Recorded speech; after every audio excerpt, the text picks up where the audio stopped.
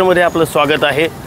दिनांक 19/5/2025 रोजी सायंकाळी 7:30 वाजता या ठिकाणी एक अपघात झाला आणि याच इथे झालेल्या अपघातात माझे वडील वृत्तपत्र विक्रेते नंदकुमार गुलाबचंद कर्नावट यांचा जीव गेला। मात्र जर एखाद्याचा जीव जात असेल तर संबंधित खातं त्याच्यानंतर काय प्रतिक्रिया देतं किंवा संबंधित त्या विषयावर काय कारवाई करतं हे पाहणं फार गरजेचं असतं। त्यानंतर 5 ते 6 दिवसांनी मी इथल्या डेपो मॅनेजर राजगुरुनगर डेपोच्या ज्या आहेत त्यांच्याकडे गेलो।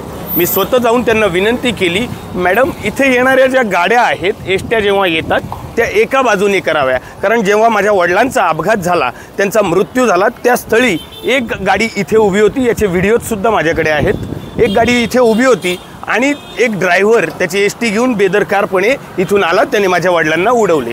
आता मी आपल्याला दाखवतो ती ठिकाणं ज्याच्यामुळे अपघात होण्याची जास्त शक्यता आहे।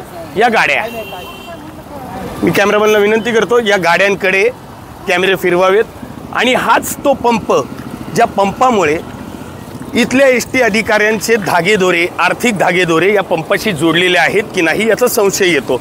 आज जेव्हा मी इथल्या डेपो मॅनेजरना विनंती केली की मॅडम मी आपल्याला विनंती केली होती की या ठिकाणी आपण आदेश काढावेत की गाड्या एका साईडने याव्यात एसटी आणि एका साईडने बाहेर जाव्यात, तेव्हा आज त्यांनी एक उलट भाषेत उत्तर देत मला सांगितलं ते होणार नाही। म्हटलं मॅडम मी आपल्याला विनंती करतो का हे सांगा। तेव्हा त्यांनी सांगितलं कारण ते CNG पंपाचं, याच्यामुळे जास्त मोठ्या प्रमाणावर संशय येतो या CNG पंप ज्या कंपनीचा आहे आणि संबंधित अधिकारी यांचे काही आर्थिक दागेदोरे आहेत का, किंवा त्याच्याही नंतर या ठिकाणी याआधी बरेच इथं अपघात झालेले आहेत, इथे अजून किती अपघात होणार आणि ते अपघात झाल्यानंतर किती जणांचा जीव जाणार किंवा ते अधिकारी अजून किती जणांचा जीव जायची वाट पाहत आहेत। त्याच्याही नंतर राजगुरुनगर बस स्थानकामध्ये अनेक प्रश्न आहेत, इथे अनेक चोर मोकळ्यापणाने फिरत असतात, अनेक मोबाईल चोरीच्या घटना घडत असतात, वेगवेगळे प्रकारे इथं राजगुरुनगर बस स्थानकात वेगवेगळ्या ठिकाणचे प्रवासी येत असतात।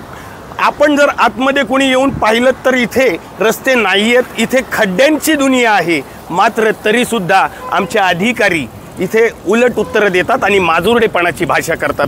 या माजुरडेपणाची भाषा करण्याची ताकद येते कधी, येते केव्हा, जेव्हा त्यांना वरिष्ठ अधिकाऱ्यांचं पाठबळ असतं आणि त्याच्यानंतर जेव्हा हे पाठबळ मिळतं तेव्हा अजूनही असंख्य जणांचे जीव जायची शक्यता निर्माण होते। आता मी आपल्याला दाखवतो एक एसटी जी आत्ता परत बाहेर येते, या एसटीला समोर दुसऱ्या येणाऱ्या एसटीचा लगामच नाही आहे, जीव किती जणांचे घेणार। मी इथल्या सर्व अधिकाऱ्यांना विनंती करतो की अजून कोणाचे जीव घेऊ नका, माझ्या वडिलांचा जीव गेलाय। इथं प्रत्येक माणसाला कुणी ना कुणी परिवारातले लोक आहेत।